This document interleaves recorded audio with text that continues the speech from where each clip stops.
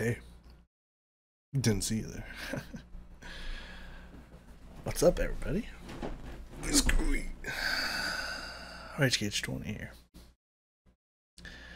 We got him in our Mr. Beast store now. I just listened to two songs, and one of those songs reminded me of a 90s song.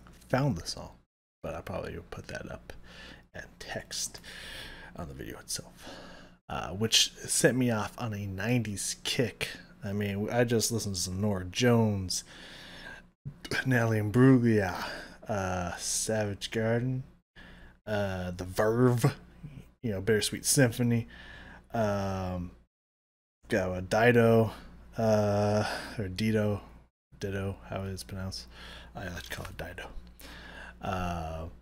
Because I was like, who was it that had that video? Like, the house is being evicted, and like they're just moving shit out while she's sitting there singing. And I was like, Dido, there we go. So I just went on a kick listening to 90s music, and I'm like, yo, how did we end up the day? 2 o'clock in the morning before I'm gonna go snoozing? A Mr. B story. we gotta get some Mr. B. We got Mr. Ballen today. We're going back down on the list until we get to a specific video, because I know I'm gonna call this. I can feel it in my veins. I may have technically struck out on the Yeti, okay, twice, but like, let's be honest, the first time it was the Yeti, the Russian dude was just taking credit for it, and the second time that polar bear was the Yeti's general. Like, the Yeti sent the polar bear. That wasn't an average polar bear activity. That was a Yeti inspired polar bear. You know it, I know it, the whole world knows it. Okay, let's not fuck around, okay? Your boy ain't wrong. He just doesn't get all the details right, okay? Anyways, we're working our way down to the specific video. I don't remember what it's called. Something about someone in this motherfucking picture's got a deep, dark, twisted secret of hatred. Someone in this photo has an evil secret. There it is. So that's after this one. 1, 2, 3, 4, 5 videos away. So we're gonna keep going downwards for a while, and then we'll continue going back and forth like we were before. I just want to get to that one. I could just jump to that one, but why don't break my own rules? Okay, that I impose upon myself. So today we have, he experienced the worst medical screw up ever. Mature audiences only. You know I love to hear mature audiences only, even though it's pretty soft and light sometimes. I still like to get that, because this is one hell of a medical screw up if it's mature audiences only. I honestly, unlike the legal one where I'm pretty sure it was Jack in the Box, but like, we were talking about the UK, not the US, so technicality. I don't got any guesses for this one. I mean, there's a lot of things they could screw up. They could say you're fine when you're not. They could accidentally have a misreading or something, which could cause you to die. But if it's the worst medical screw up, I couldn't imagine what that would be. But this is about 36er, so we're not going to spend any more time guessing. We're going to drop down here and get into it, because it's probably going to be around an hour long, and I know someone's going to be bitching about it. So let's not waste any more time. Mr. B, give it to me. Let's find out what this medical screw up is. I have no idea. I'm excited to find out. Sometimes the truth is stranger than fiction, and today we're going to look at 3 stories that demonstrate that. But before we get into today's stories, if you're a fan of the strange, dark, and mysterious delivered in story format, then you've come to the right place, because that's all we do, and we upload once or twice every week. So if that's of interest to you, please offer to make the like button a nice oregano grilled cheese. Oregano. But instead of using oregano, use ground up poison ivy. Also, please subscribe to our channel and turn on all notifications so you don't miss any of our weekly uploads. All right, let's get into today's stories. So I like to take his intros like that seriously. When if you watched enough of these, you know that. I don't think I would want an oregano grilled cheese, period. Because like oregano is a great spice. Do not get me wrong.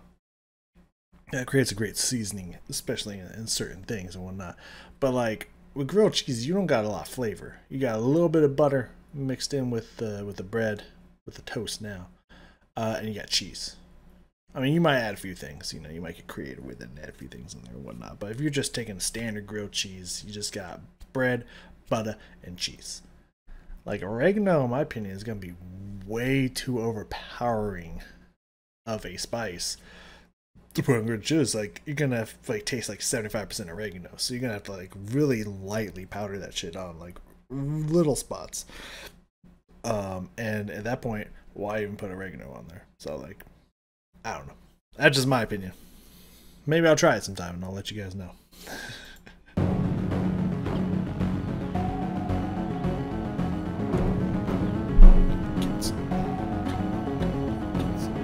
Oh, this is a 3-story. Okay.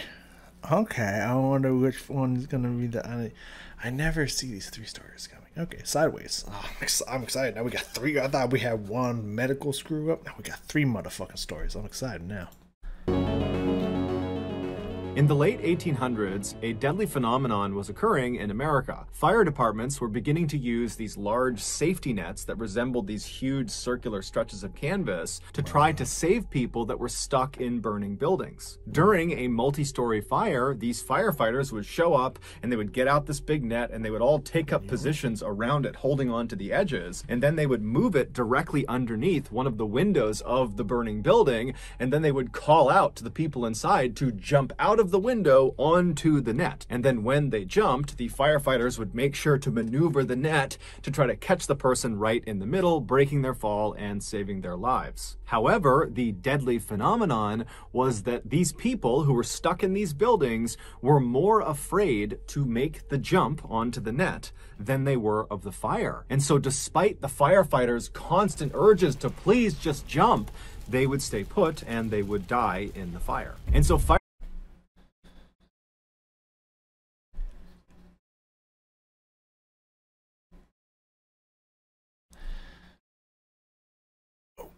I didn't know, because I knew about that thing. I didn't know if it was still practice or not. I don't know how these things go.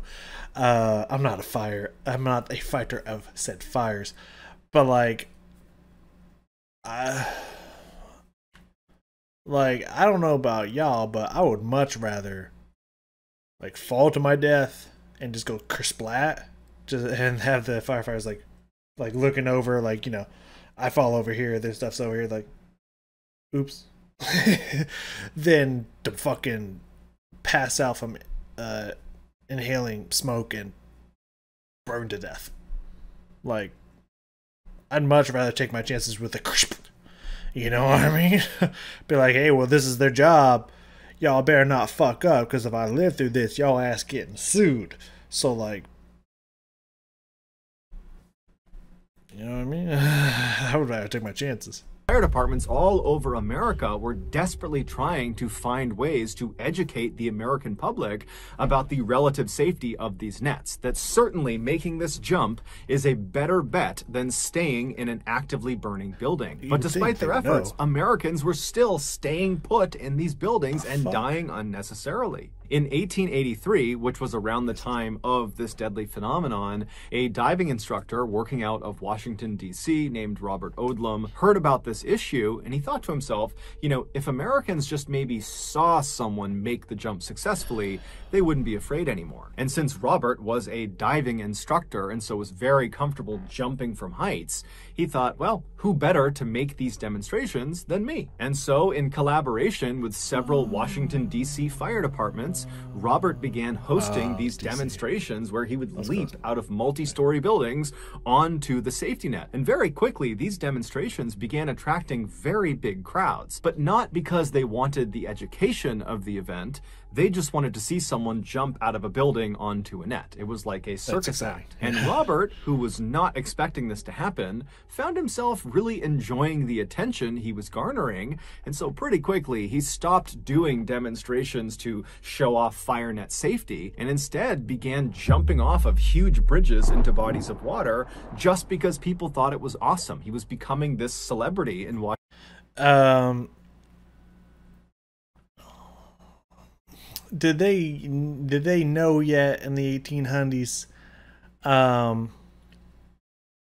what happens when you jump from too high into water?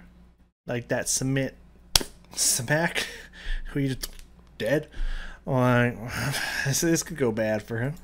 Washington, D.C. And soon, Robert began taking his show all over the country, basically touring to all these bridges all over America, and he would put out these flyers all over the city, encouraging people to show up to the bridge on the day of his jump, and then when he would get to the bridge, there'd be hundreds and hundreds of people cheering him on. But Robert's very unlikely and rapid rise to fame and fortune quickly spawned copycats. And in 1885, so 2 years after Robert had begun this jumping venture, his popularity was beginning to wane because he was no longer as unique. Before, it was really just him doing these jumps, and now he was kind of a commodity. And so, feeling desperate to become relevant again, Robert thought to himself, you know, I gotta do something that sets me apart from all the other bridge jumpers. I gotta do something that nobody else has done. That way I can once again become the bridge jumper. And it just so happened there was a bridge that had recently been constructed in New York called the Brooklyn Bridge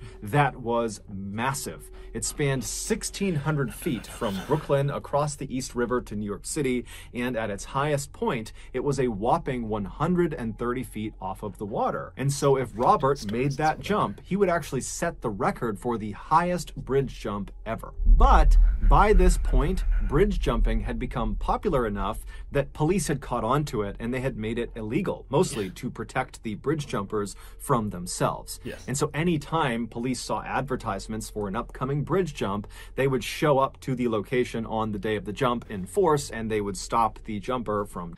And also, this is a little fucked up to say, but you know, it happens in life, so you guys gotta just get used to this fact.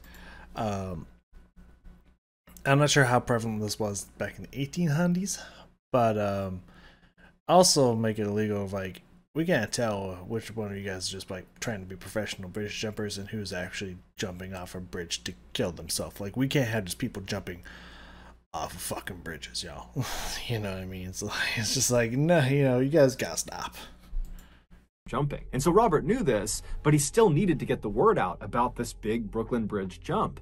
And so he created a very clever word-of-mouth campaign amongst people in New York, and he also began handing out these flyers that were fairly cryptic, but still told people where to go and at what time for this big spectacle they were going to see. And on May 19th of that year, the day of the jump, Robert's underground advertising campaign had worked beautifully. By early that morning, the Brooklyn Bridge was covered with hundreds and hundreds of people, also down on the banks as well. There's all these people who are all waiting to see Robert make this record-setting jump. Robert had become a bit of a showman since he began doing these bridge jumps, and he had developed a sort of trademark entrance. He would arrive in a black horse and carriage, and then once it stopped on the bridge, he would leap out, and he'd be wearing this long coat, and he would take it off, revealing his swimsuit, and the crowd would cheer, and then he would wave to the crowd, and then he would just run to the edge and leap off the bridge. And so on May 19th, all these people who are waiting for Robert, they're looking for this black horse and carriage, and around noontime, someone spotted it. It was coming onto the bridge from the Brooklyn side, and then once it stopped on the bridge, the door flung open, and Robert leapt out in his big coat. He ripped his coat off, revealing his swimsuit. The crowd was going wild. Everyone was so pumped about this. He's waving and getting ready, and he starts running to the railing to make this jump, and before he jumps, the police swarm him and arrest him. Yeah, man, like, you ain't gonna have hundreds of people there that, you ain't gonna have hundreds of people there and ain't someone gonna, like, the cops are gonna find out, bro. Like, whether after or before, you're getting arrested. But I mean, honestly, it's probably good before. Like, I don't know the science and physics of velocity and breaking the surface of water. I don't know at what height you're gonna pick up enough velocity to turn the water into concrete for your entrance. I don't know how it works, being completely honest with you, but it wasn't looking good of his survival rate at this point. I ain't gonna hold you. the police were not dumb. They had caught on to this underground advertising campaign, and so like everyone else, they were out in force on this bridge. There were all these officers everywhere, and so as soon as they saw this carriage, they immediately rushed over, intercepted it, and they stopped him. And so as they're arresting Robert, the crowd is starting to boo, and they're chanting, "Let him jump, let him jump." And the police, who are all kind of gathered on the Brooklyn side of the bridge, they're telling people to start to disperse. And as they're doing this, something incredible happens. On the far other side of the bridge, on the New York side of the bridge, another black horse and carriage had just come to a stop on the bridge. Did homie set up a decoy? Or is this going to be a copycat? He's like, I'll do it. The doors had flung open, and a man had jumped out wearing a long coat. He had ripped it off, revealing a swimsuit, and the crowd went wild. It was the real Robert Odlum. The man the police had arrested was actually an actor that Robert had paid to pretend to be him. Robert had told him to show up at a particular time and make the typical entrance that he would in order to suck all the police to that side of the bridge. And then while that was happening, Robert would show up and have enough time and space to make the jump. And his plan had worked perfectly. And so the police, who are on the Brooklyn side, they see this happening, and they realize there's no way they can run all the way across the bridge and stop Robert before he makes the jump. And so, like everyone else, they just kind of walked to the railing and they watched. And yeah, pretty much like, well, just arrest him afterwards. Fuck it. so the real Robert, after revealing his swimsuit, he waved to the crowd, he's smiling, everyone's going crazy, and he runs over to the railing, he climbs onto the other side, and he's looking out over the water, and he gives one more wave to everyone down below in boats and on the banks and on the sides of the bridge, and everyone's going crazy, and then he jumps.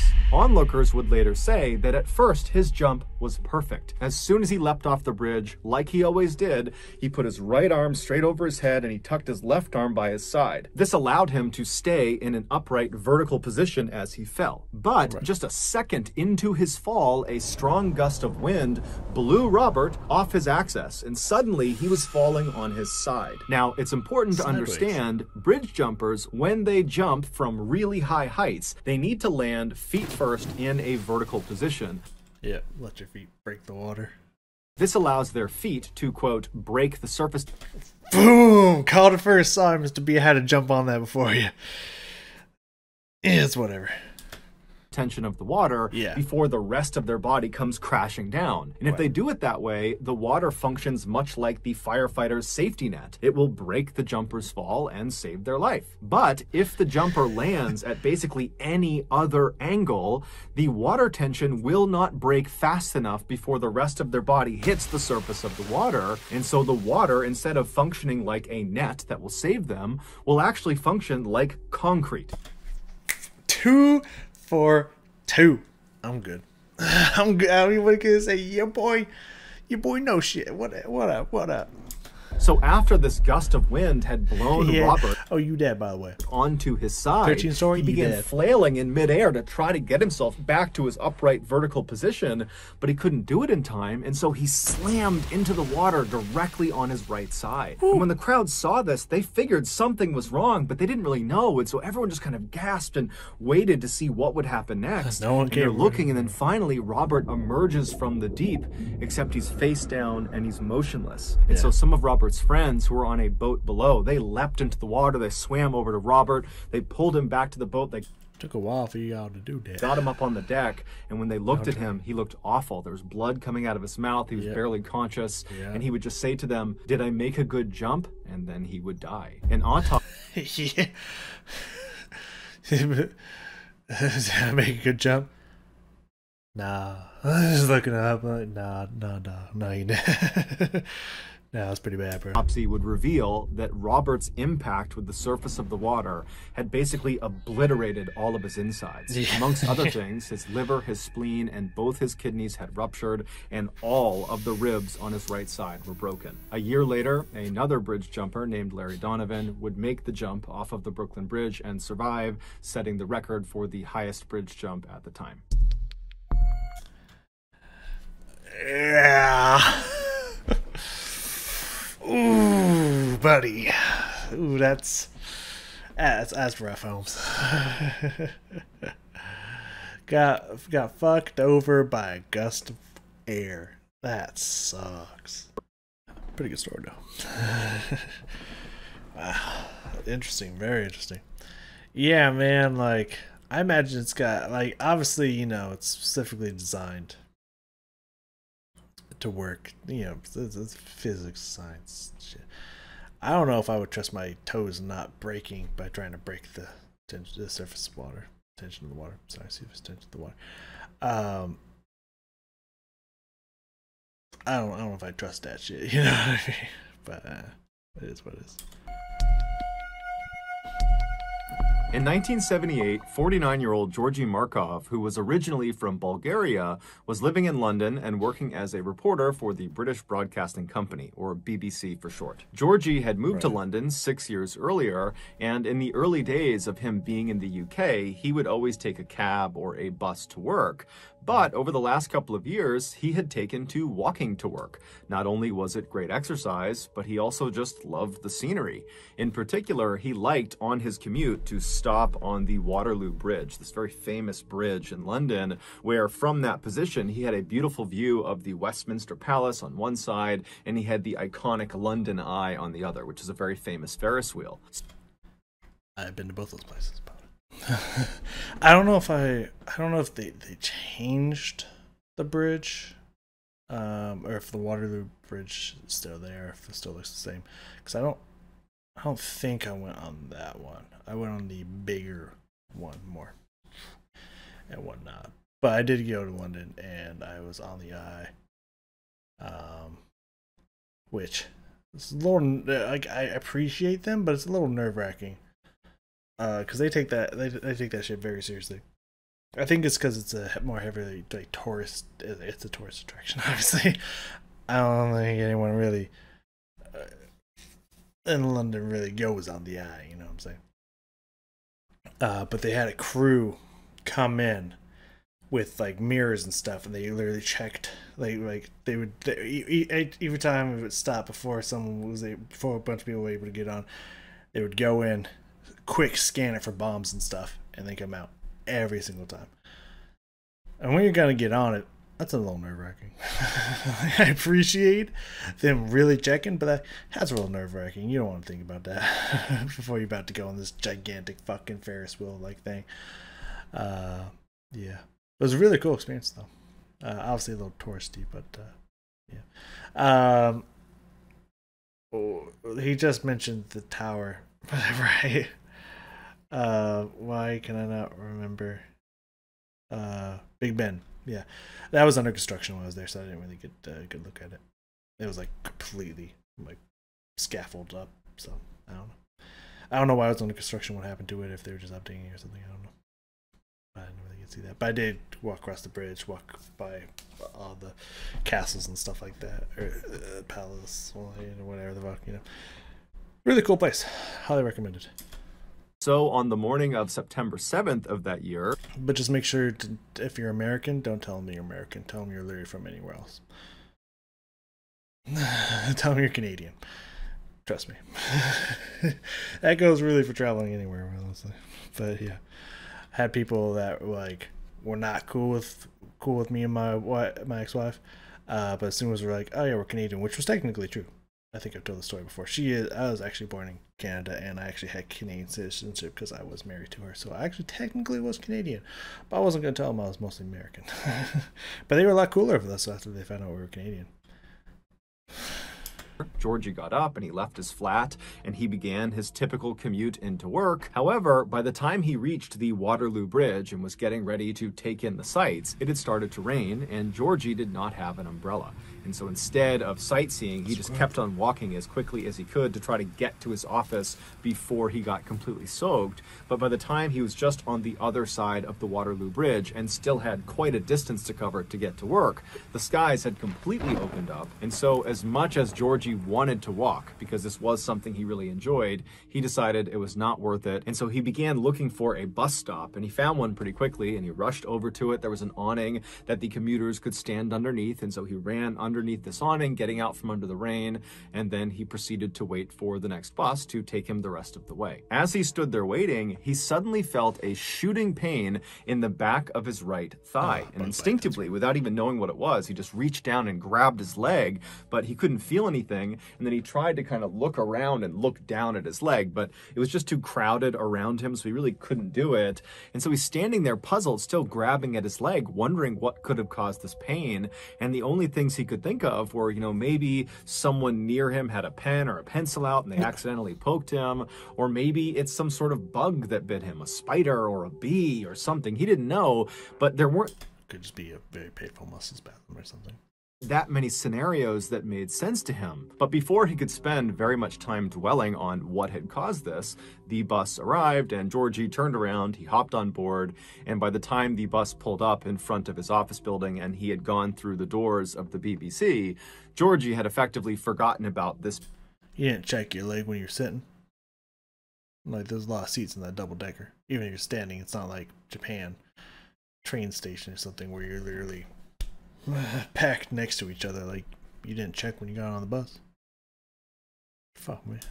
Pain in his leg. But when he got up to his actual desk and sat down on his chair, when the underside of his thigh made contact with his chair, it sent that shooting pain into his leg, and immediately he noticed it. It was almost like he had a splinter stuck in the back of his thigh, and by pressing it down on the seat, it was driving that splinter deeper into his leg. And so Georgie stood up immediately, and he's grabbing at the back of his leg, and he's kind of craning his head to look down at the back of his leg. Y'all got bathrooms with mirrors in London, right? You ain't gonna go get this shit checked? I'm trying to think what kind of bug would cause this reaction. Because if it was something poisonous, I would imagine, because it says bug bite, so maybe that's a red herring. Very possible. But if it's something poisonous or venomous or whatnot, it wouldn't respond. I imagine it would just continue burning. I don't think it would like just go away until you put pressure on it. But he doesn't see anything there, and so he's standing there wondering what he should do. He's got a really busy day ahead of him, and he's thinking, should I maybe go to the bathroom and see what this is? But then he tells himself, you're overthinking it. This has got to be something minor. I need to get to work. And so he sat back down in his chair, being very careful with his right leg when he placed it down so as not to press too hard on the spot that hurt. And then he just got to work. And over the course of several hours, even though he knew there was kind of a dull, aching pain in the back of his leg, he mostly forgot about it. He was just doing his job. But by the second half of the day, in the early afternoon, the pain in his leg had become so excruciating. Bruh. I don't know about y'all, but I want to be able to let that shit go. I'd be like, okay, that's fucking weird. It hurts when I touch it. There's no bump there. I'm gonna go check this out. Is it red? Is it, etc., etc. But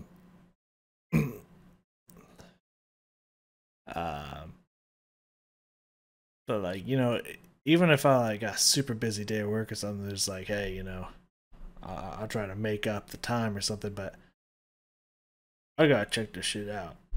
You know what I mean? So, I don't know. That's just me. That Georgie was literally gritting his teeth and sweating profusely in order to try to ignore the pain.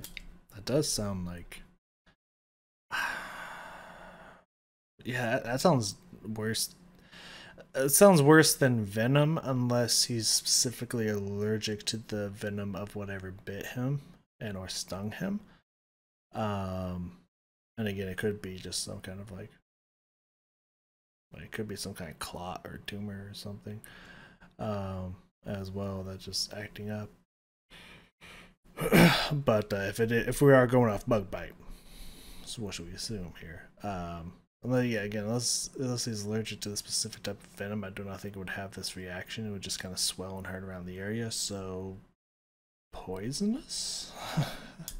But at some point, it just became too much. He couldn't focus on work, and so he stood up, he left his desk, and he walked down the hall, and he went into the single-stall bathroom. And once he went inside and he shut the door behind him, he pulled his pants down and turned around and looked in the mirror to use the reflection to look at the back of his leg. And right away, there was a little bit of a relief there, because what he saw was a little bit of redness, a little bit of swelling, but nothing significant. It looked very much like someone must have hit him with a pencil by accident, or maybe it was a bee sting or a spider bite or something. But whatever it was definitely minor, at least in Georgie's mind.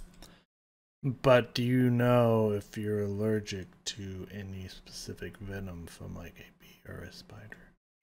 Because then it could be very serious. You could die.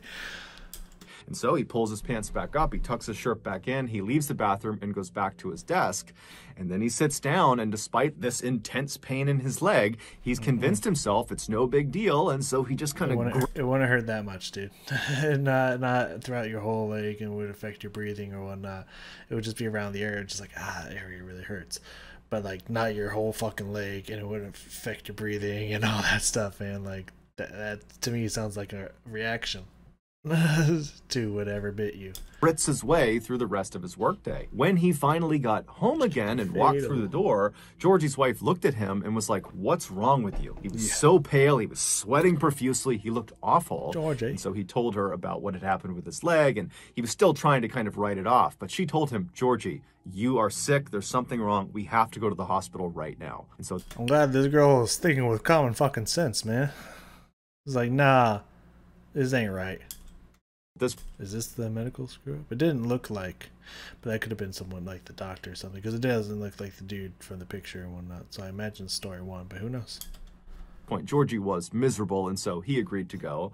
And so the pair, they made their way over to the emergency room at the hospital. They go inside, and a doctor pulled Georgie into an exam room and said, "Okay, tell me what's going on. Why are you here?" And Georgie would explain how in his morning commute, he had stopped at this bus stop and then felt this shooting pain. And then he told the doctor, "I'm pretty convinced this is someone who might have accidentally jabbed me with a pen or a pencil, or it's a bug bite, a spider bite. I don't know what it is, but I'm convinced it's something minor." And so the doctor, he hears this, and he asks Georgie to stand up, pull his pants down so the doctor can get a look at the site. And so Georgie does. He gets up, he drops his pants, and then as the doctor bends down and begins looking at the back of his thigh, Georgie kind of turns around and looks down, and he's shocked at what he sees. Even though he does not have a full view of the back of his leg, it's obvious that the swelling and redness on the back of his leg has grown exponentially. It looks totally horrible. And so after a couple of minutes of the doctor looking at the back of his leg, the doctor stands up and looks puzzled and tells Georgie, "Hold on a minute, I need somebody else to get a look at this." And so the doctor goes out into the main hall, he comes back with another doctor, and that doctor comes over, he bends down, and he looks at the back of Georgie's leg as well.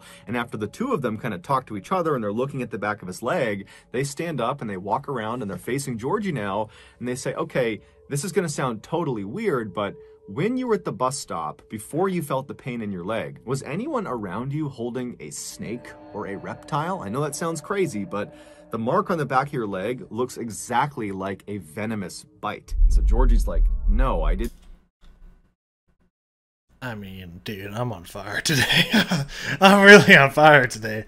Didn't see anyone with snakes or reptiles. There was nothing out of the ordinary about what was happening around me when I felt this pain in my leg. We were all just...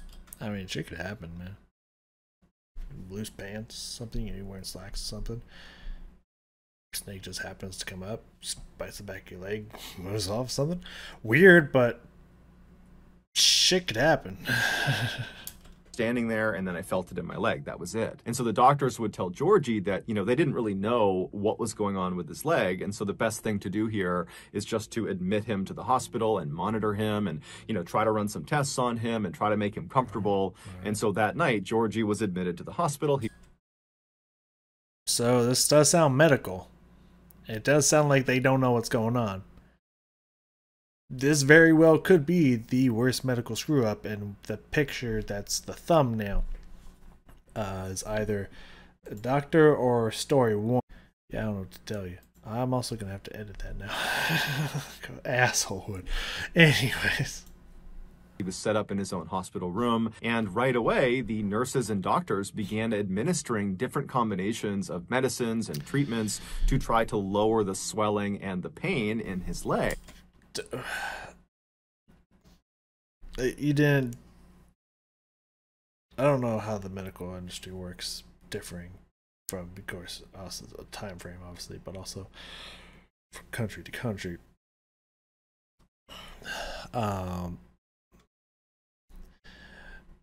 What are we talking here? I heard multiple. I was just like, you didn't give like painkillers or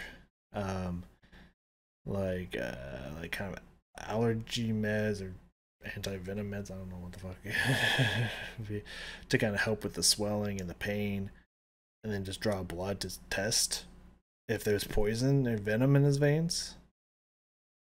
Like, what kind of stuff? What multiple stuff? It sounds like you gave him a bunch of different stuff to be like, let's see what happens. It sounds like stuff's about to clash, man, and make things a lot worse. So hopefully it's just a little bit of an exaggeration on Mr. B's part. Otherwise, you went for a rough time, Holmes. But it just seemed like nothing was working, and so all night his condition seemed to get worse, not better. And then the next day when he woke up, his leg was much, much worse. It was extremely swollen. It almost looked like a balloon that had been completely filled. It was very red, and Georgie himself was also beginning to lose touch with reality. He had become convinced that someone had tried to kill him, and that was why he was so sick. And this delusion of his got so extreme that he was afraid of his doctors and nurses. And I don't know if it's full-on hallucination, but that does sound like it does sound like a reaction to some kind of venom. There are venoms and or poisons injected by insects, reptiles, etc. that can induce hallucinations. This doesn't sound like a super hallucination. It just sounds like he's paranoid. It's like someone is trying to assassinate me with a snake. What the fuck's going on, you know? But like, again, everything is still pointing towards venom / poison from potentially a creature. But like, is the medical screw up gonna be like, oh, there's no blood going through the legs or something. It was just a blood clot or something, and like, they didn't find her or some shit. I don't know. Let's find out.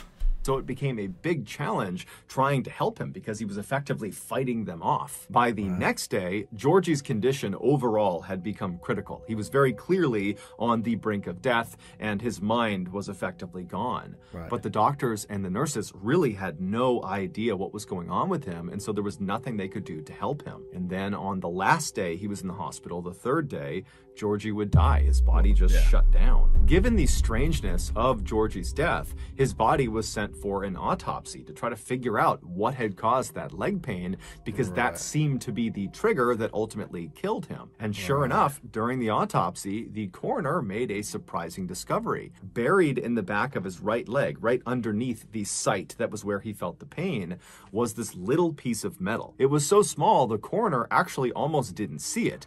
But when he did see it, he put it under the microscope, and what he saw was this obviously man-made metallic disc that had these two small reservoirs drilled into it. And so they sent this disc off for further testing, and what they discovered was there was ricin residue inside of those two reservoirs. Ricin is an extremely powerful poison. It is more lethal than cyanide, and it has no antidote. And the symptoms of ricin poisoning often look like the symptoms of other diseases or illnesses, and so it's very difficult to diagnose. And so as a result of these factors, ricin is a very popular poison for assassinations. And the belief is that that is exactly what happened to Georgie. He was assassinated.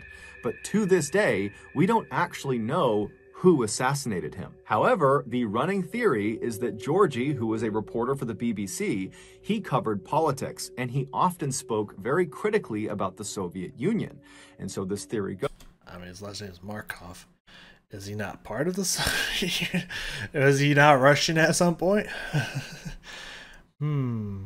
Knows that the Soviet Union's intelligence agency, known as the KGB, they assassinated Georgy for what he was writing about. Adding credence to this theory, a former KGB officer named Oleg Kalugin, who was exiled to the United States in 1991, he claimed that he oversaw the assassination program that targeted Georgy Markov. He said what they did is they put this little tiny disc, that metal disc with the ricin inside of it, they put that at the tip of an umbrella, and they made sure the disc itself was fairly sharp. And then the KGB assassin with this umbrella simply followed Georgy on his typical morning commute. Sorry, I gotta reset the video. Okay, this is crazy. And then when he stopped at that bus stop, the assassin jabbed him in the back of the leg and then faded into the crowd. According to Oleg, those little metallic discs that had the ricin inside of them, they were actually covered with a thin layer of wax, and only when this disc had been placed inside of the target's body would their body heat melt that wax layer off, exposing the poison, and then their target would die several days later, as Georgy did. However, Oleg's story, despite being as compelling as it was, didn't have any hard proof to back it up. And so to this day, there has been no one officially charged with Georgy Markov's murder. I mean, if you're a top-notch assassin, you shouldn't be charged. They shouldn't find out. So, wow, that's scary. Huh. Well, I don't even know if that one was the medical screw up or not. Because, like, kind of. Like, obviously, you know, like, I mean, I've said this before. And I don't know if it's just a time thing, if it's an energy thing, if it's a money thing. But I've mentioned this before and thought this before for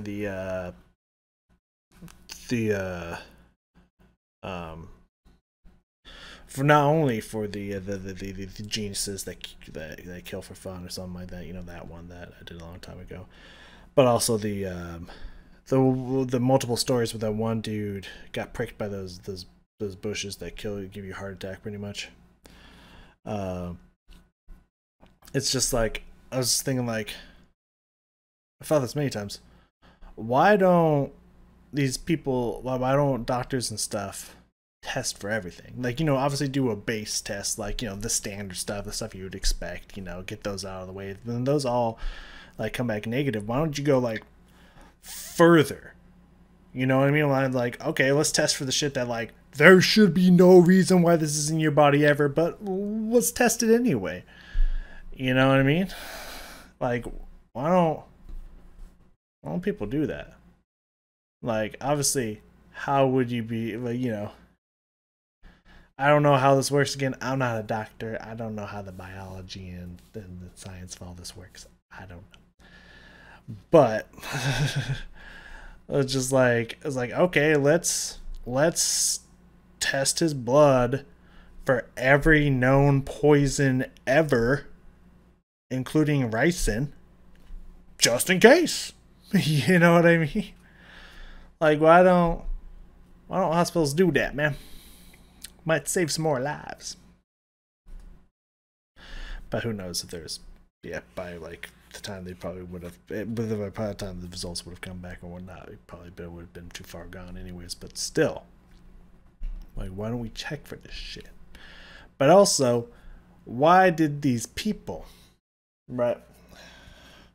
Why did these doctors not be like, okay, the point or problem here, let's x-ray that, let's scoop around there, see if we can find anything, maybe a broken out fang, stinger, what have you. Oh, there's a ball in here, that's weird. Like, I don't know. I find in these stories that I'm constantly disappointed not only with law officers, but the medical field in general. I'm really unimpressed by your abilities to really examine shit. That's just like, how didn't you find this? How didn't you test for every poison if you felt like he was poisoned? You know, because, like, I said straight out the gate. It sounds like it's either venom or poison. By the way that the area is getting swollen, it's inflaming. He's having a labored breath. Sounds like an allergic reaction to venom and or poison to me. I'm not a doctor. And I called that. Like, how y'all not catching this shit? You know what I mean? Is it just me? I don't know. Maybe I'm just too paranoid and been watching too much media, too much television stuff in my day that I'm just like paranoid for this shit. I don't know. Who knows? But like, I don't feel like a non-doctor should be calling it when a medical professional isn't. You know what I'm saying? It's weird. Just a little weird. 16 minutes. Is this the medical screw up or was the other one? Let's find out. In 2006, 73-year-old Sherman Sizemore was the That's the dude on the cover. definition of a man's man. He had spent the bulk of his adult life doing one of the most dangerous jobs in the world, mining for coal in West Virginia. And while he was a coal miner, he apparently had lost track of the amount of times he had nearly been killed from mine shaft collapse and gas leaks. Later on in life, after his kids had all grown up, he had retired from coal mining and become an ordained Baptist. Mr. B's voice sounds as ragged as mine does. I feel you, man. I'm going through it. I feel you. Minister, and despite his harrowing backstory and burly, intimidating appearance, he was known to be incredibly gentle and very calming to his parishioners. He was also known to be an incredibly devoted grandfather, to the point where if there was a chance to spend time with his grandkids, he would basically throw all of his responsibilities out the window to do that. But in January of that year, something changed in Sherman. He went from being this pillar in the community to being a deranged, paranoid lunatic. It all started on the afternoon of January 19th. Sherman and his wife Ruby were sitting in their home alone on the couch, just kind of doing their own things, when suddenly... Sorry. I mean, the name itself is kind of cute, but like that reminds me, there's a friend of mine back in middle school and high school named Ruby, and I have not reconnected with her. I don't even know how to get a hold of her, honestly. But I need to see her again sometime. I miss her. She was awesome. Anyways, continue.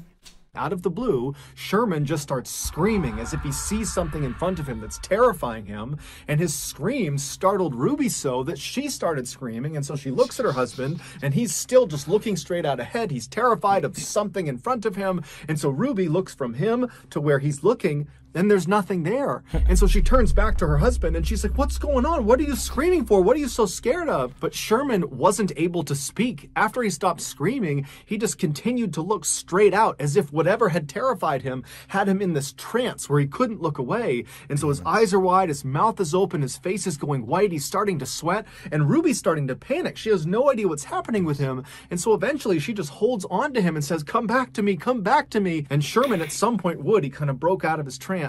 And he looked at his wife and he just says, "You can't leave me or they'll kill me." Ruby has never seen Okay. Tell me you don't leave somebody faster than when they say that shit. And you're just like, who? Who's gonna kill you? Like, like, I'm sorry. If something like, "You can't leave me, the demon's gonna kill me," but like, good luck with that. Exit stage right. I think this would take me left if I was, anyways.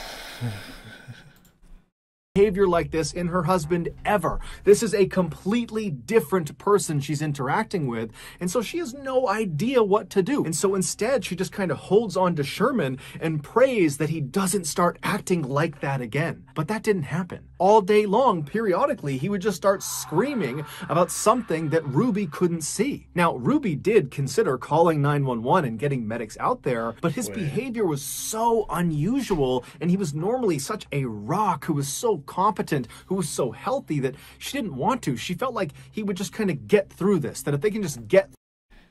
I mean, to be fair to Ruby here, I didn't even think about it either. I was so on the like, I'm gonna leave mindset that I didn't even think like, oh, maybe get him medical help. That didn't even cross my mind.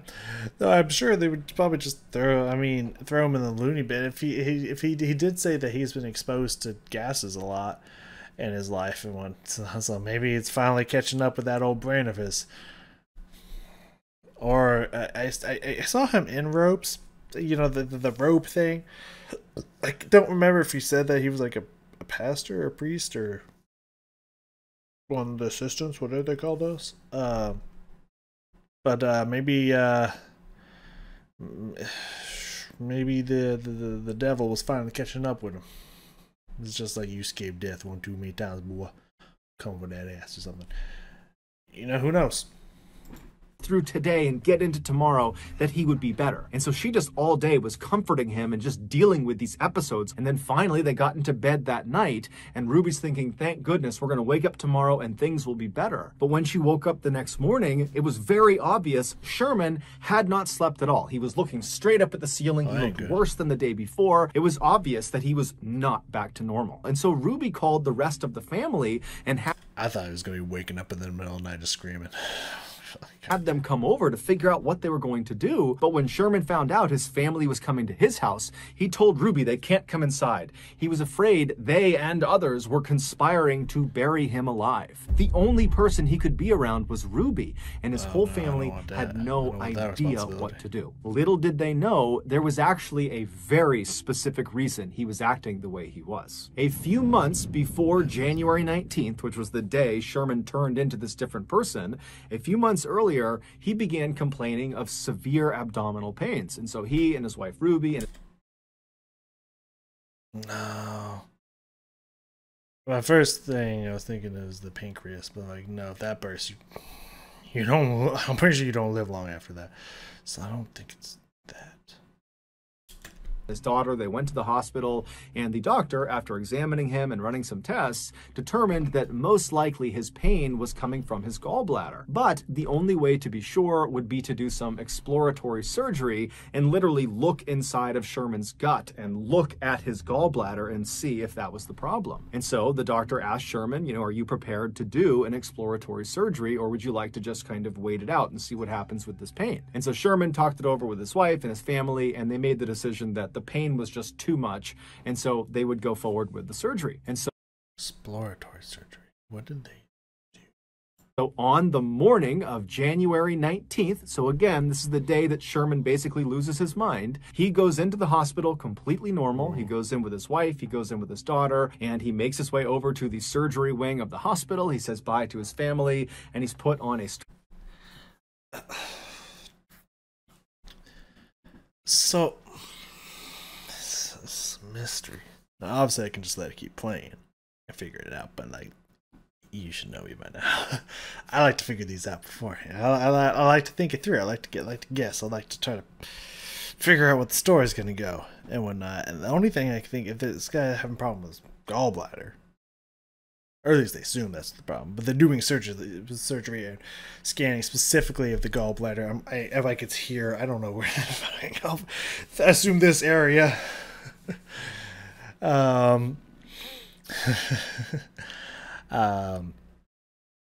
Like, then that causes them to literally go insane. The only thing that could, like, cause like no kind of X-ray would do that. That would more just kind of develop cancer. If it wasn't done correctly, a medical screw up, if you will, which tumors can cause hallucinations, but that would not be the day of. You know what I mean? That would definitely be an overtime thing. So if it happened that day, I think cancers and tumor hallucinations are out of the picture. The only thing that I could even possibly imagine that would cause an instantaneous that day of switch up like this crazy hallucination and mental disturbances, some kind of chemical, like something that either altered the chemical reactions in the brain, or changed up the way something in that part of the body was working. That something had to have happened, had to change the way his mind works for something like this to occur. That's how hallucinations occur. Is something's not going right with your brain, something's not functioning correctly.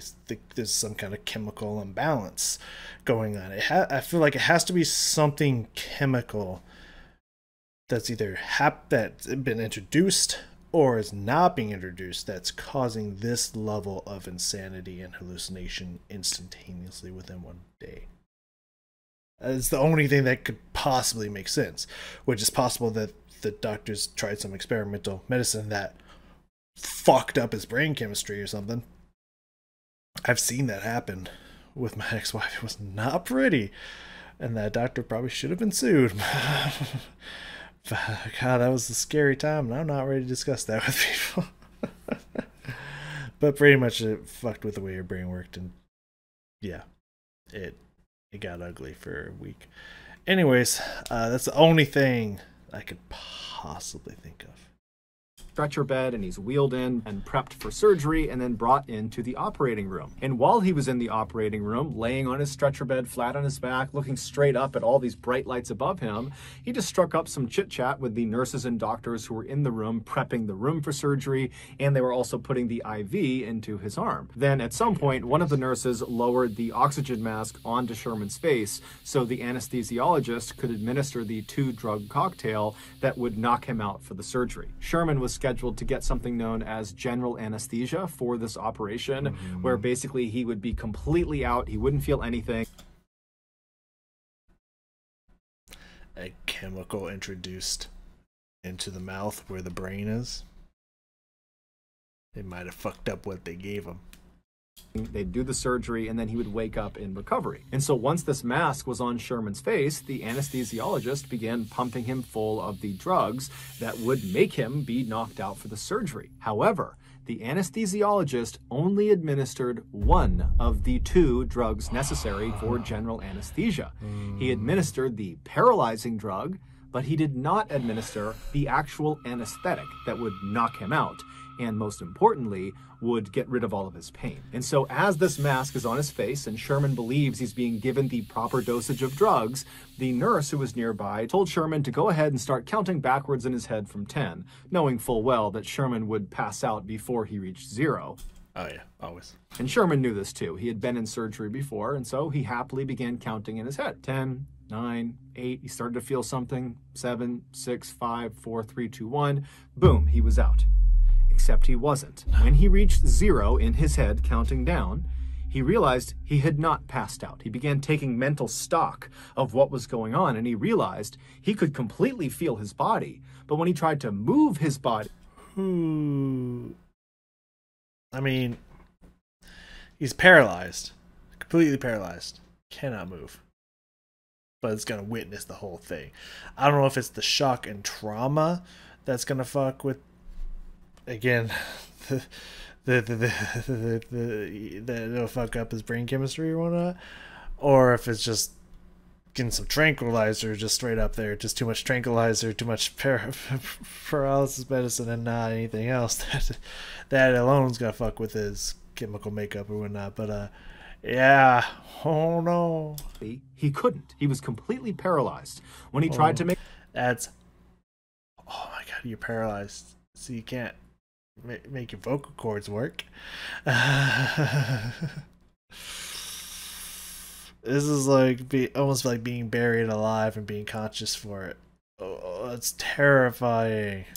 Make a sound. He couldn't because his vocal cords were also paralyzed. The only thing he could move were his eyes. He could move them left and right.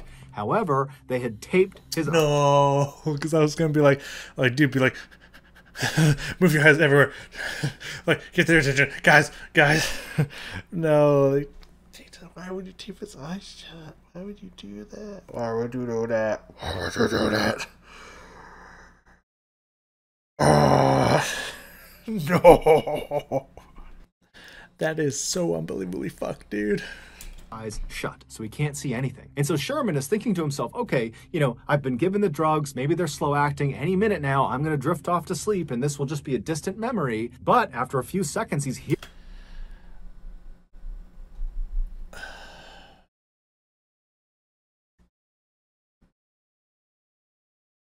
pretty sure, I'm trying to think it through, because, you know, one of the chemicals is supposed to paralyze you, the other is supposed to put you to sleep. Like, you're still gonna feel it afterwards. But is the paralysis the part that makes you, will you still, here's the question, is he still gonna feel it? Is he gonna feel every, I think so. Oh, I think so, because I'm thinking of that Gerard Butler movie.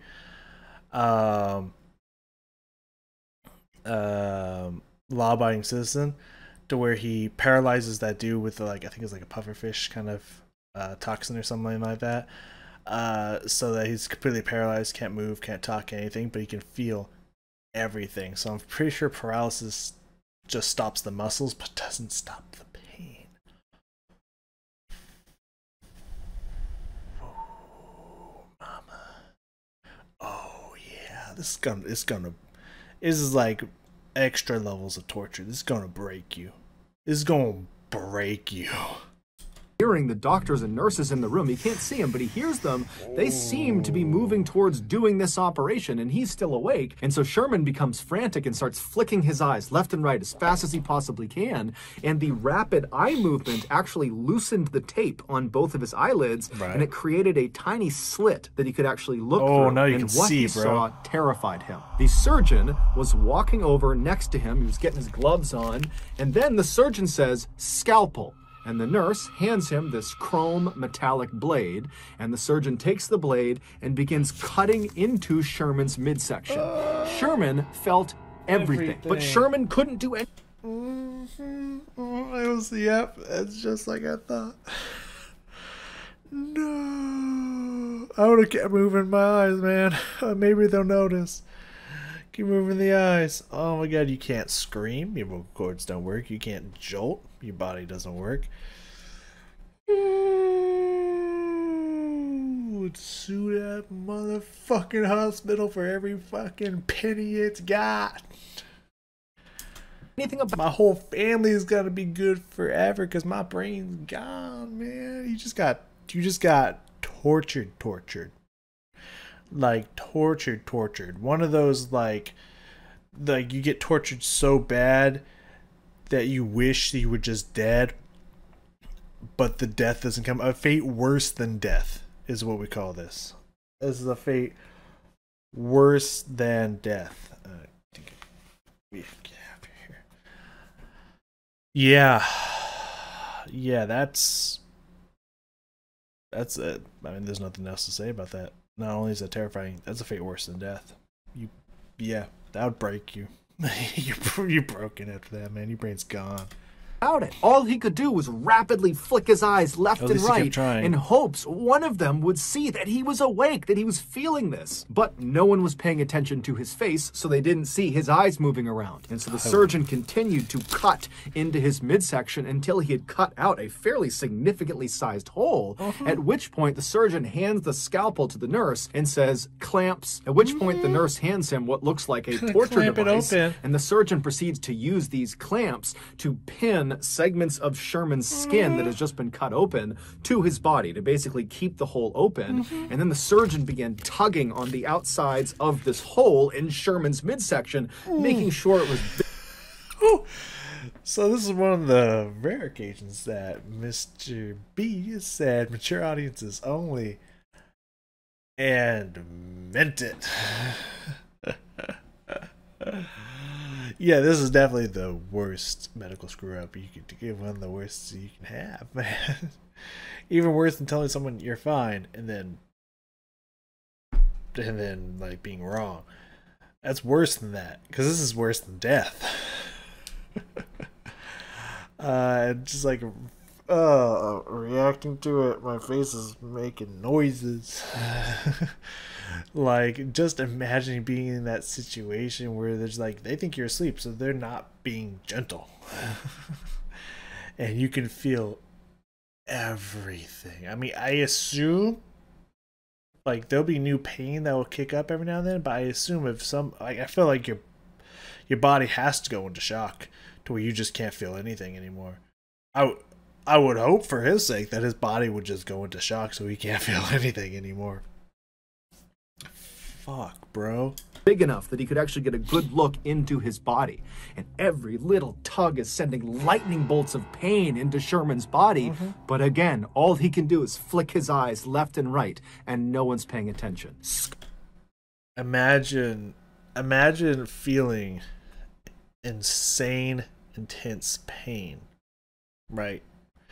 Like, I'm sure a lot of people have gone through that and whatnot.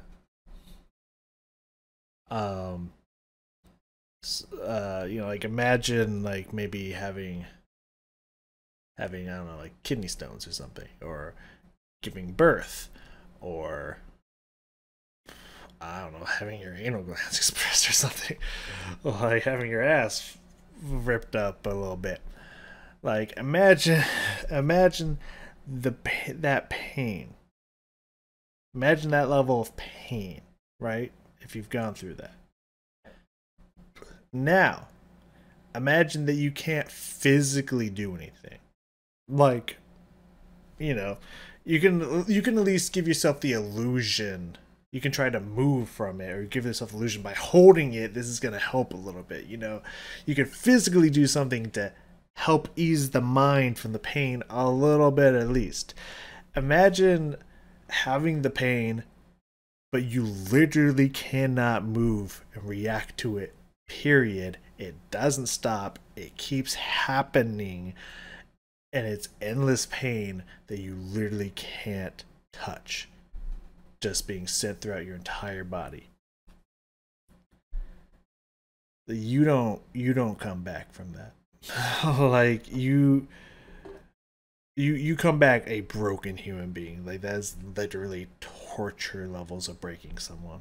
Like I don't know if he can come back from that. I don't think he can come back from that. I think he so much didn't come back from that he didn't even tell anyone in his family this happened to me. I don't even know if he even remembers it. It feels like a insane nightmare that shattered his brain, is my guess. Scope the surgeon called out for, and the nurse handed him a camera that he jammed into Sherman's gut. And then the surgeon said, suction, and the nurse got what looked like a vacuum and pressed it inside of this open wound and began sucking out fluids from his body. The pain Sherman was experiencing is unimaginable. Every second felt like an eternity. Forceps, the surgeon called, and the nurse handed him these metal prongs that he put inside of this hole in Sherman's body, and he used them to dislodge his gallbladder so he could get a better look at it. By this point, Sherman wanted to die. He was no longer flicking his eyes left and right. He was just looking straight out, hoping someone would finally see him. And someone did. One of the nurses... Oh, they saw. Oh, they saw, huh? Oh, they saw. And they didn't do... Did they not do shit about it? Did they, like, we don't want to get sued? Standing next to the surgeon, looked up at Sherman's face and saw Sherman looking back, terrified at the nurse, at which point the nurse yelled out, "Stop, he's awake, he's awake!" And the surgeon practically faints, and he looks over at the anesthesiologist and he calls him, "Get over here and fix this." Like, what the fuck did you do? And so the anesthesiologist comes running over from the side of the room. He gets up next to Sherman and begins pumping him full of painkillers. And as he's doing this, he has this moment of clarity. He remembers he didn't give him the anesthetic. And so as these new painkillers that have just been introduced begin to take their effect, Sherman's eyes go from being terrified to glazed over, and he does pass off to sleep. And so now he's out and he can't feel anything. But now the anesthesiologist and the medical team realize they have a very big problem. This patient just experienced 16 minutes of surgery and felt all of it. And at the end of it, when he wakes up, he's going to remember it, and he's probably going to file a lawsuit against the hospital. 100%. Like, I know, like, as a place you work, you don't want a lawsuit to be filed against you, but, like, that is pain beyond your wildest imagination. Enough to shatter a human being.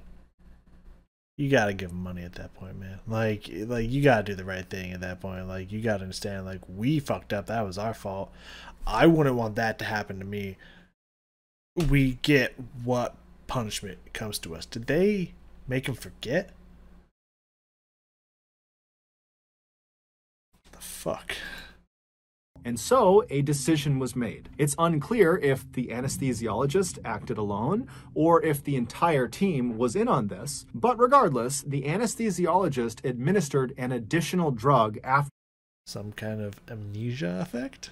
giving all these painkillers. This additional drug was called midazolam, but it's better known as the amnesia drug. Yep. Make them forget. No way. No way. That's so illegal. That's so insanely illegal. Which obviously he was prefacing the fact that it was going to be insanely illegal by the fact that he said it's unclear if he acted alone. As soon as you say acted alone, you know that means you did something probably illegal or fucked up. I acted alone and on my own volition. Is always a sentence involving something usually illegal. Oh, that's so fucking illegal. It's so morally reprehensible and disgusting. What the fuck, dude? And like its nickname implies, anyone who gets it will forget what has just happened to them. And so the idea was by giving him this amnesia drug, he won't remember the trauma he had suffered through during the surgery. I mean, at least, you know, you try to Men in Black zap him so like he doesn't have to ever relive that. But like, that doesn't go away, man. That don't go away, man. And so wouldn't file a lawsuit. And so after he was given this drug, the medical team, they went back to doing the surgery, they completed it, and they got him back out to recovery. And then when Sherman woke up in recovery, he did not remember what had happened to him inside of the operating room, at least not consciously. Those horrible 16... As I said, that don't leave, man. That don't leave. You can't, your brain can't unlearn that much trauma and stress on it. That gets scarred in there, man. No amount of drugs or alcohol is gonna fix that. Minutes had been implanted on Sherman's subconscious. Basically, his body recognized that he had experienced extreme trauma. However, the amnesia drug wiped away the memory of how he received that trauma. So there's this big disconnect in his memory. And so when Sherman came to... So when he's having the thought, when his brain is bringing back this repressed memory, he understands something's hurting, something's going to hurt me. I've gone through trauma, but he doesn't know what it's attached to, so he thinks something's going to kill him, and he's freaking out. And he doesn't trust anyone. He just thinks, my wife, she hasn't killed me yet, so it can't be her. She's here with me, but it could have been anyone else. Someone tried to kill me. Someone caused me insane pain and stress. I don't know what it was, though. I don't, you know. But none of that's a conscious thought that he's having. That's all flying through his brain commands through his body and whatnot, and just causing him to freak out whenever the memory and trauma stirs. That's fucked. The recovery room, he immediately sensed something was horribly, horribly wrong. He was scared, he was anxious, he had this incredible sense of dread, but he had no memory to tie these feelings to. And so as Sherman is sitting in recovery, he must have tried to kind of hide the way he was feeling because he didn't even remotely understand it. He had been completely happy and normal going into the surgery, and now a couple of hours later, he's a complete mess. And so he leaves the hospital that day on January 19th. He goes back to his house and he sits on the couch with his wife. They didn't even try to monitor him. Sick fucks. And as he's sitting there, suddenly these horrible feelings he's having, they become too much, and he basically has a panic attack, and he starts screaming out, and he's terrified of something, but he doesn't know what it is. And then over the next couple of days, he began having these flashbacks where he would access the act. Yeah, that shit doesn't go away, man.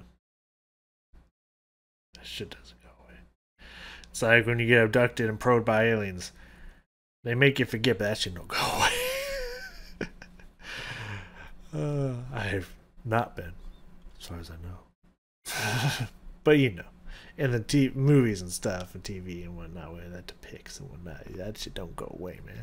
Actual 16 minutes of torture he went through, but when he would see someone cutting into him and opening his chest up and sucking things out of it, he didn't think that happened to me and that's why I feel this way. Instead, he thought it was just this horrible nightmare that he couldn't escape from. And so his family did eventually start getting doctors and psychologists and all these people involved to figure out what was wrong with him.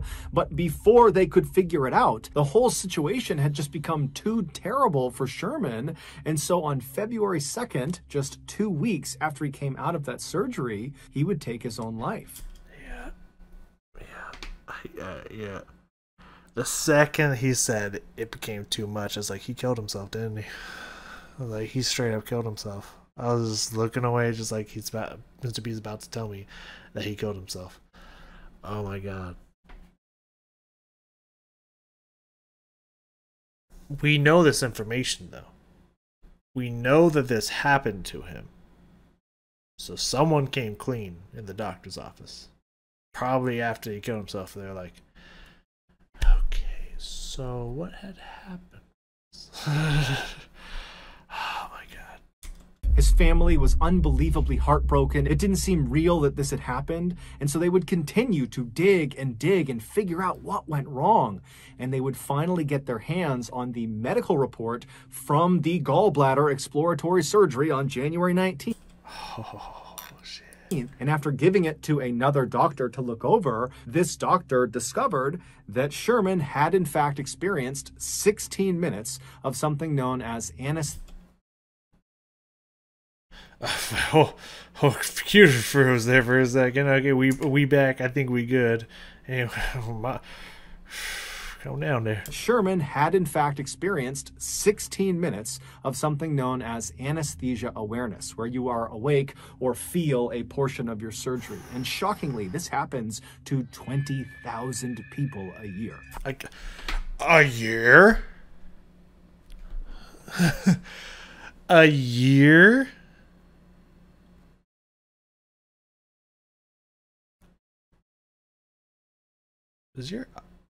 Wait, I just thought about this. Is your eye not connected to muscles? Does it move freely without muscles? Why would your eyes still work? You could move your eyeballs, but nothing else. Like not your eyelid, which also that would dry up your eye like crazy, so that would also hurt. But is your eyes not controlled by muscle?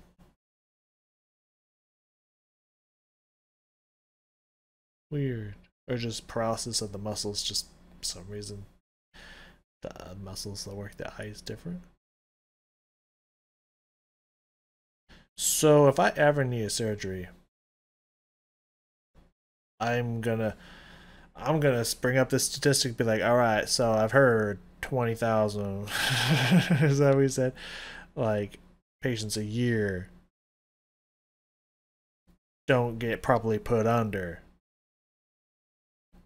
I'm gonna need y'all to like triple fucking check, because I can't I can't live through that. I'd go postal on all y'all motherfuckers. I'd kill everyone in this goddamn hospital, even people who weren't involved. You know what I mean? Like, it's not go there. You know what I'm saying? So, like, y'all need to make sure that don't happen today. That shit don't happen today. Whew, my God. Give me those numbers again. Surgery. And shockingly, this happens to 20,000 people a year. However, 20,000? I got a whole new disrespect for the medical community. Whole new disrespect for the medical community. Not only do y'all not check shit for reasons, I don't know, but like that too? But that too, you make people feel surgery, dog? You make people feel surgery, dog? Maybe that's why they charge so much, so they keep getting sued. So they need, like, to charge people a lot of money to make up for their sued losses. Like I don't know if I listen, if there's any nurses, doctors, etc., people in the medical community out there that watches this. Highly doubt it, but anything's possible in this world. Like, I don't know if I'm just a different human being. I am pretty. I'm a unique little snowflake. But like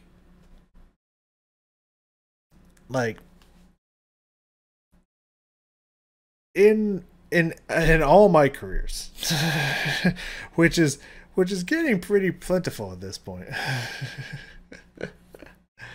Like I ain't gonna talk about it until it starts happening, until I start going back to school and whatnot. But I'll give you a little sneak peek, a little in the works. Like, not only do I have 2 degrees, which I do, bachelor's and a master's, thank you. Not only do I have a teaching license, but I'm actually, hopefully within the next 2 or 3 years, going to be going back for another license, by the way, and starting a second career at the same time. I am working 2 different careers right now, both teaching and in the food industry. And both of those, I go beyond out of my fucking way to make sure that I do not harm or injure or hurt or kill anyone in any way, shape, or form. Like, I am very strict with my crew at work when it comes to food, health, and safety. I have, like, literally when I came over to work at another store, when I got sent over to kind of kick them into shape or whatnot, and I wiped down the sink in the back that was supposed to be used to clean dishes, and the rag that was blue was almost black at the end. I brought the 2 motherfuckers responsible into the back. I showed them the fucking shit. I went full Gordon Ramsay on their motherfucking ass. It's like, you could fucking kill someone. This is not acceptable.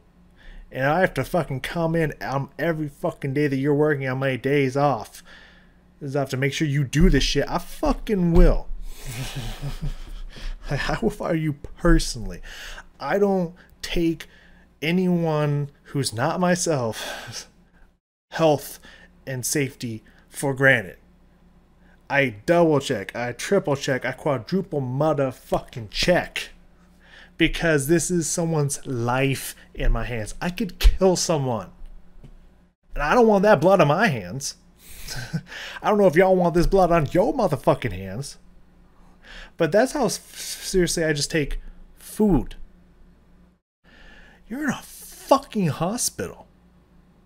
You're in a motherfucking hospital. The place where people literally meet the brink of death on a daily basis. And it's your job to save them. How do you not check? If it is your one fucking job as an anesthesiologist to make sure that the shit's pumping the right shit, how do you fuck that up? How do you fuck that up 200,000? Is it 200,000 or 20,000? 20,000, I think. How do you fuck that up 20,000 times a year? How? And I ask again, fucking how do you fuck that up? That is not acceptable. That is absolutely not acceptable. You're supposed to save people. Do your job better.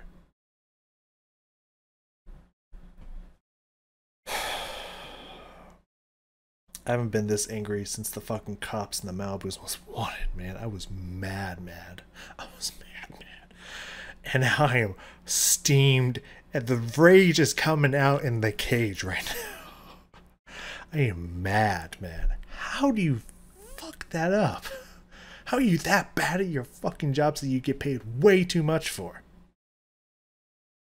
Okay, anyways. Finish it off, Mr. B.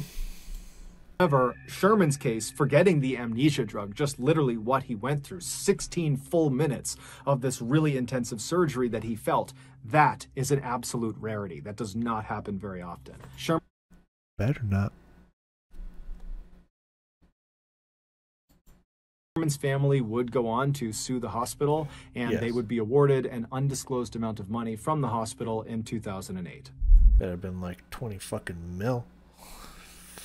So that's going to do it, guys. Like, not only should his spouse been taken care of, his kids should have been taken care of, his kids' kids should have been taken care of, his kids' kids should have been taken care of. If you got something out of today's episode and you haven't... I still need to try that sandwich. I need to go get some set of oregano, right? done this already, please offer to make the like button a nice oregano grilled. Oregano. I'm going to have to go get some oregano. I don't think I have any in my spice cabinet. I'm going to have to go try that. I'll have to let you know. I can't promise it'll be in the next Mr. B video, but soon I'm going to make an oregano grilled cheese. I just need to find out, do I put it on the butter on the outside, or do I mix it with, put it with the cheese on the inside? I would say outside would make more sense, right? Be grilled in with the butter. Does sound delicious. I'll let you know. If that's the shit, I'll let you know. Alright. Lessons we can learn from today's video. It's already been a really long one. I think I'm pressing an hour and a half. But you know what? I don't give a fuck. Yes, I often don't. I would love to watch another one, but it's 3:30 and I gotta go to bed. But there's always time tomorrow. My voice is getting better, so I don't know. I think I did something to upset it, but it's fine now. So the first one. What was the first one? The first one was the bridge jumper. I mean, you know, you take risks. The consequences that can happen from risk taking. I mean, that dude was a showman. He wanted to put on a good show. He had good form. Gust of wind fucked him up. I mean, you understand the risks that you're taking. You understand that you're risking your life, and you are willing to do such. Sometimes accidents happen. No real lesson you can learn there. Some people just are daredevils, and you need that extra rush of excitement to feel alive. I feel you. Ain't nothing wrong there. Ain't nothing wrong there. Story 2, bug bite. I don't know if it's hard to test for Ryzen, because it just there was no test for it at that time, or what have you, whatever possible reason there was for it. It's just medical professionals, like, if you're helping a patient, right? Like, I understand that testing, especially for like rarities, like stuff that probably never happens, probably expensive. Probably to do such, probably really, really expensive. Probably might even have to be sent off to someone that, like, even if they did test it, he was dead on site, which he probably was. Like, even like, first off, if something feels wrong, scan yourself, man. If it doesn't feel right, get checked out. That's something we can learn here. Like, don't do the typical, like, just sleep it off, it's fine. Don't do that. Don't do that. If something feels like this is abnormal, trust your gut. Okay.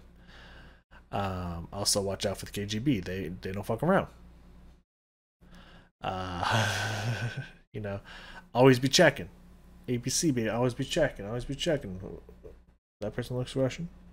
I pissed off Russians. What'd you do with the umbrella? You know what I mean? Like, always be checking. You're never safe.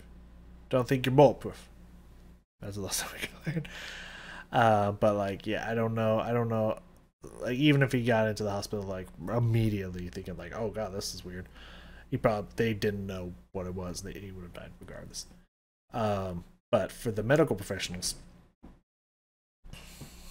if you have a patient, this is just be my guess, if you have a patient that, like, it's like, it looks like it really seems like this is like some kind of venom or poison, something like, we got bit by a snake or something, but we tested for all the commonality poisons and stuff, and nothing's coming back. But like this, so seriously looks like some kind of poison reaction. What's going on?